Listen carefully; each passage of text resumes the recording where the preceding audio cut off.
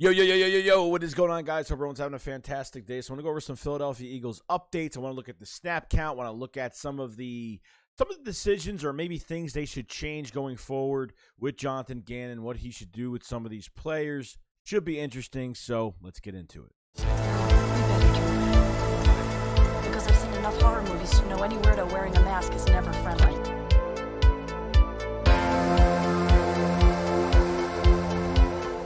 What is going on, guys? So I definitely looked at a lot when it came to the snap count defensively. I looked at the offense, really nothing wrong there. I thought the distribution of the football was great, but defensively, just some things that just are still in question right now. And like I said, the coaching is only going to bring us so far with this defense and who they have in, the percentages, the snap count.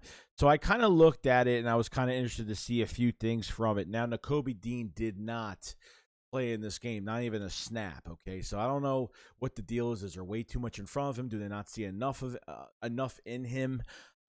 Maybe it's more of a next year thing with Covey, or I don't know what the case is with him. I know, maybe, depending on Kaiser White, TJ Edwards, which I thought TJ Edwards had a monster game Monday night. I think at the end of this year, you'll see, TJ Edwards is a free agent. Kaiser White's a free agent. The Eagles have to make a decision who they're keeping because I think Covey will move up in the lineup come next year. So maybe he hasn't shown enough. I thought in the preseason he played really well. They just didn't, they played him in that first game, and I thought fantastic. And then I don't know, maybe he just slipped through the cracks, and maybe the Eagles are not interested in putting him on the field yet. So I'm still kind of questioning why they haven't really put him in any blitz packages or whatnot.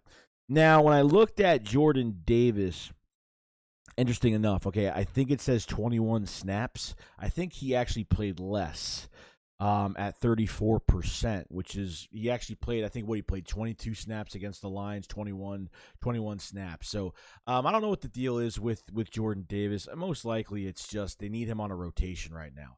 I don't think he's in good shape. I think he's just, when it comes to his conditioning, by next year, once Fletcher Cox is definitely gone, he'll move up in the lineup after they re-sign Javon Hargrave.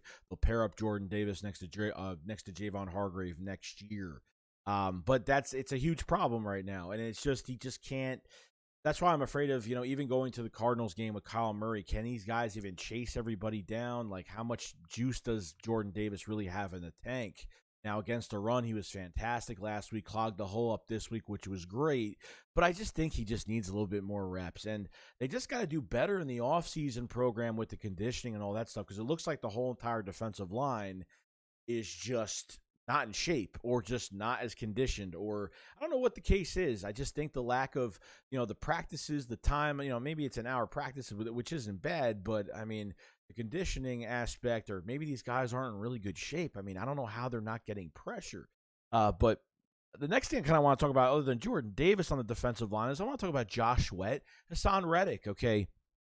Now, Reddick, as of right now, okay, 67% of the snaps, which I think that's 1%, 1% less than he played last week, which is not a big deal.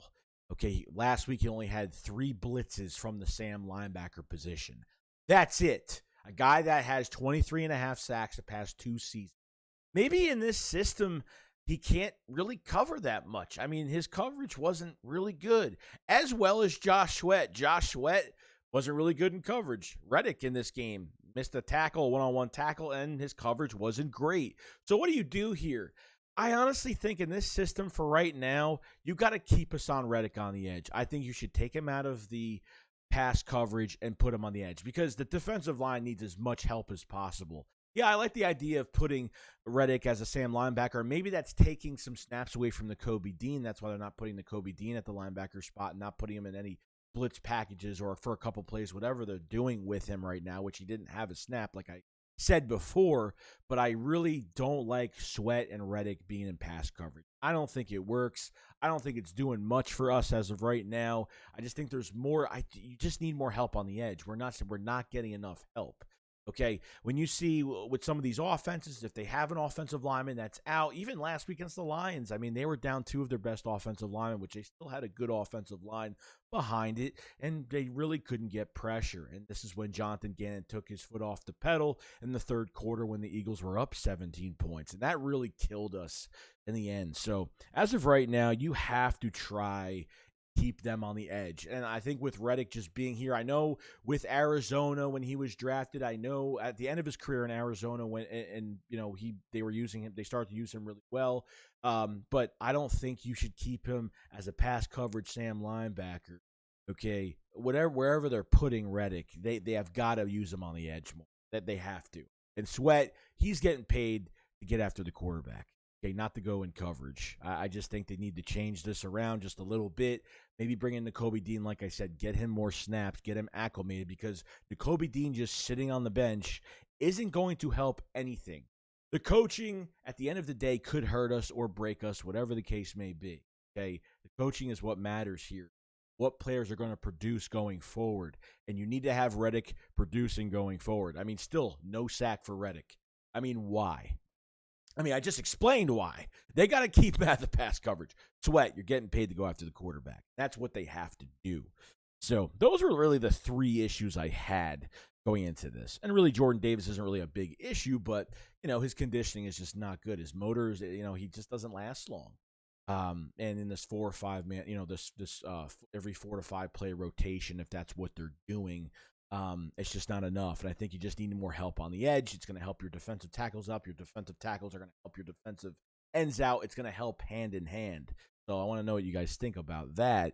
And then other news, obviously, we saw some, there was a tweet from Covey that came out. You know, there was a tweet from him pretty much just saying, like, he's got to work harder and he doesn't want to disappoint the fans. And I totally understand that. The special teams were god-awful. And I don't know how they didn't prepare for this. Maybe they thought Devin Allen or Covey could be the return guys. And obviously, Covey's one of my favorites. And I feel like he could break one at any minute, but I feel like he hesitates way too much on kick return. I think, or punt return, he hesitates way too much. He takes that horizontal sidestep, which I can't stand. That's what Rager did all the time. And he absolutely swear. Catch the ball and run. Because you never know what could happen. His speed could help us. Now, he's a little, he's what, 5'8", 5'9", 175 pounds, something like that. So he doesn't weigh that much. You know what I mean? So he really doesn't weigh that much, and he's one hit from being in an ambulance because he's a very frail guy, but the guy has absolute good explosiveness, which we've seen before. He's done it during the joint practices, done it during training camp. Get into a game, and he's really not doing much the past couple games. So excited just to see what they're going to do. Are they going to keep Covey at the punt returner, or are they going to move up maybe Devin Allen, give him a shot? Maybe he's got some. We saw how fast he is as a wide receiver when he got that one touchdown in preseason. There's just something there. I don't know. He hasn't played football since 2016, hasn't been in an NFL game yet, but maybe they'll try something else out, or maybe they want to stick with Covey half of the season and maybe make a change later on. I wouldn't kind of pull the trigger on Covey yet. I'd probably keep him in there, but he's a very raw talent right now. Very raw, still learning, and he's got one job to do. He's not going to be a receiver. He's going to return. He's going to return punts, and that's what he's supposed to do right now. And I feel like there's just something there with him.